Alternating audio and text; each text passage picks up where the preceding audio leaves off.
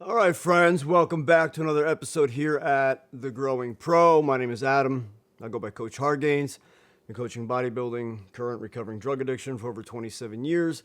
I've also been in the entertainment industry for over 20 years as a professional musician, touring musician, performing artist, live sound engineer, as well as engineer and producer in studios all around the country.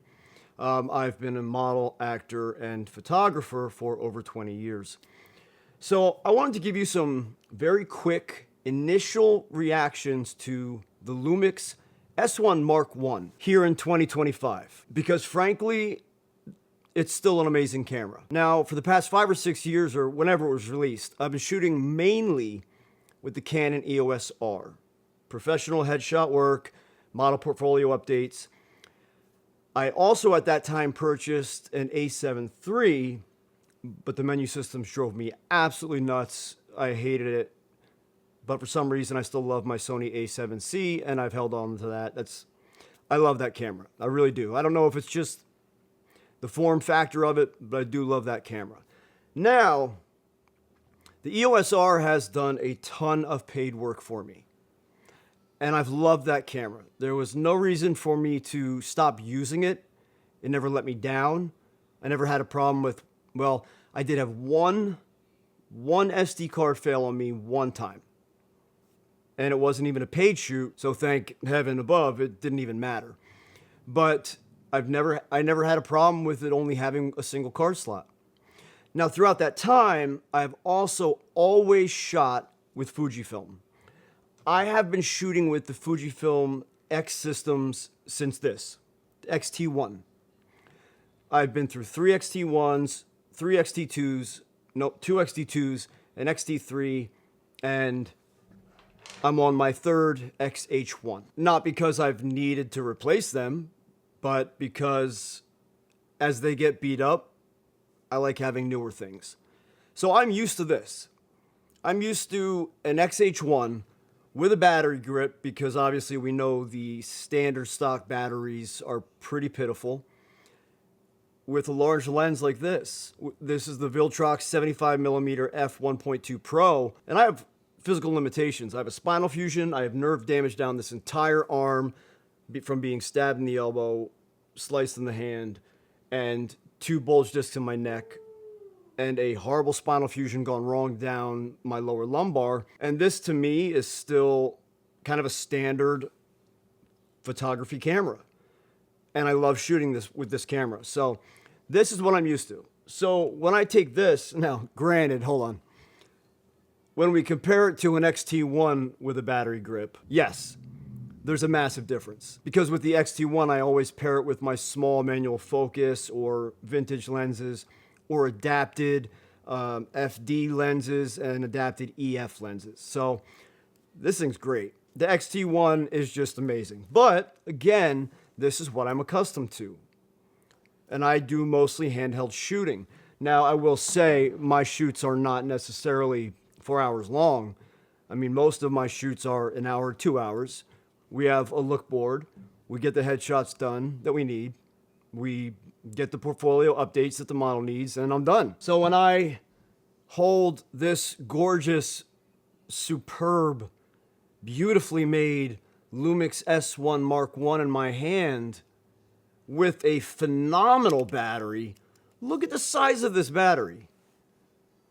These batteries are awesome. And and again, I'm coming from, a Canon EOS R that had decent battery life.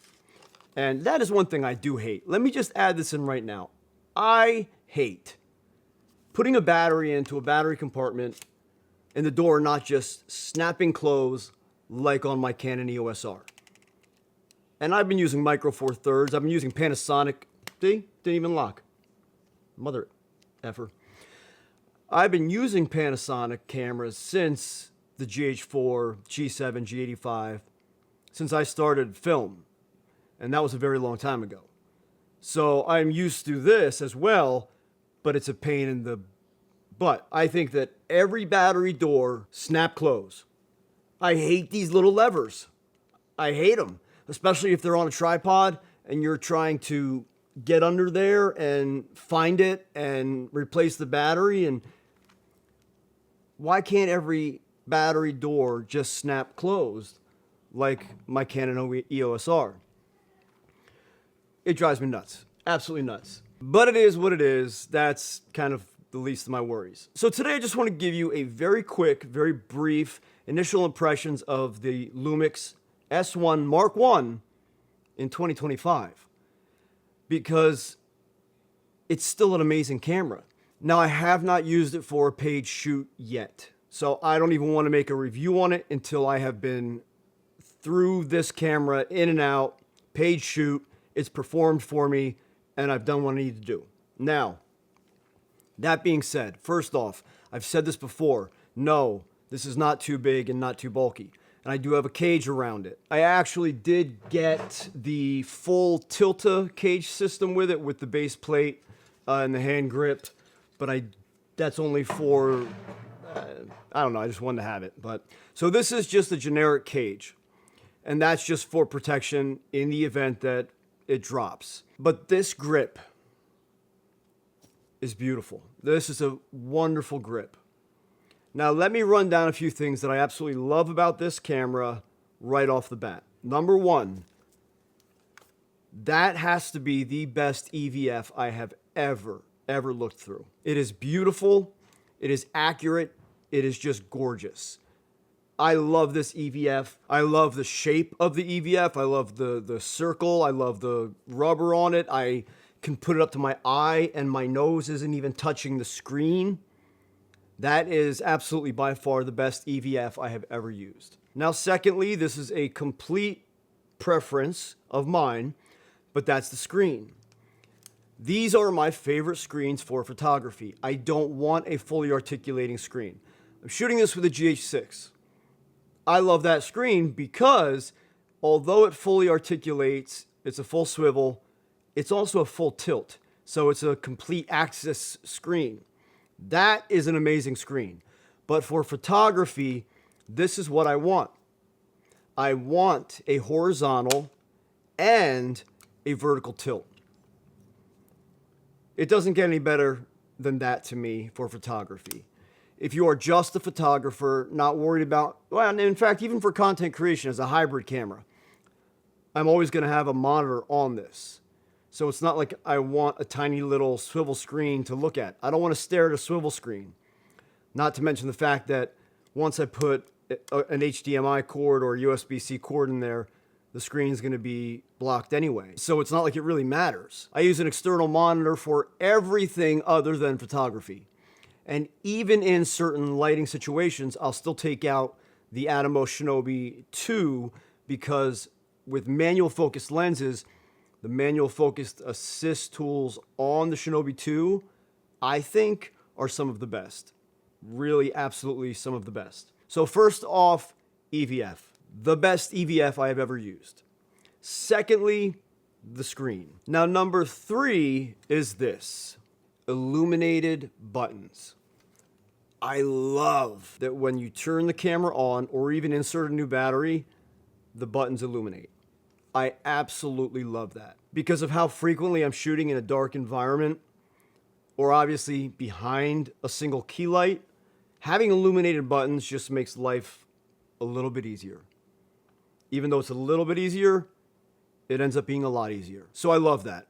Illuminated buttons, that's number 3. Number 4 would be the top screen illumination. The fact that the top screen can be illuminated, now compared to my EOS R, the illumination on the S1 is much better. And I do love the fact that it illuminates orange. I think that's great. But I will add one thing that I do not like is the on and off switch position on this camera. It is stupid. Because you're holding your camera here, or you're used to your on and off switch being here or somewhere here, somewhere that you can access with your forefinger. But even without the cage, it's still a pain to get to the on off switch. So I typically now just access the on off switch with my left hand, turn it on, and I'm ready to shoot. Or I just use my thumb in there, and I'm ready to shoot. So that's not that big of a deal, but I do think that the placement of the on and off switch is dumb. Now, being someone who is used to shooting with Panasonic LUMIX cameras, the menu system to me is pretty natural. As I mentioned, we're shooting on a GH6, I have a GH5, and I had a GH4, G7, G85, GX850, etc., etc. So to me, the menu system on the S1 is like just another reiteration of all those other menus as we continue to move up the menu system, going from the GH6 to the S1. It's very intuitive. I appreciate the menu system, the menu layout on LUMIX cameras. I'll also mention that pairing this camera with a lens like this, the Sigma 17-40, is producing gorgeous images in just about every color profile I've tried out so far. So I'm very pleased with the color profiles, the picture profiles, but I'm not going to report on those yet until I utilize this for an actual portrait shoot. But another thing that I love, and also maybe partially because I'm accustomed to it with the GH6, is the button layout. The button layout is very finger friendly, if you will. When you're shooting, everything is easy to get to. Accessing the joystick with your thumb is very natural. Accessing your control wheel is very natural.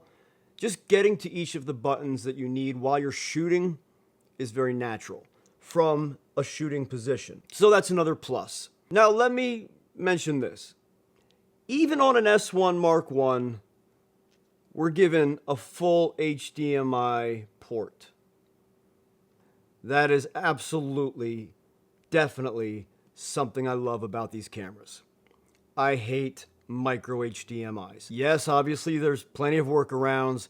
I have HDMI locks on all of my micro HDMI cameras, like my Sigma FP, the small rig lock converter that locks into the micro HDMI and then converts the HDMI to a full size.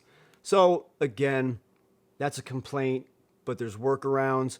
But guys, never just rely on sticking a micro HDMI cord into a micro HDMI port, because I have had failures, multiple failures, whether it's the port itself becoming loose or it's a cord failing, there's going to be a problem. So having a full-size HDMI port on a camera like this that also has the upgraded V-Log and amazing video capabilities, that's pretty awesome. And lastly, one thing that I will say about LUMIX cameras that I love is this triad right here of buttons. The white balance, the ISO, and the exposure compensation. These little buttons right there while you're shooting are easy to access, each one of them.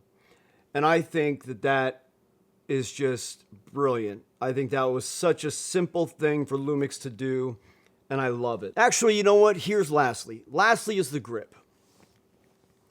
When comparing the grip to, say, my Fujifilm X-H1, which is very pointy and kind of sharp, the grip on the S1 is just so natural.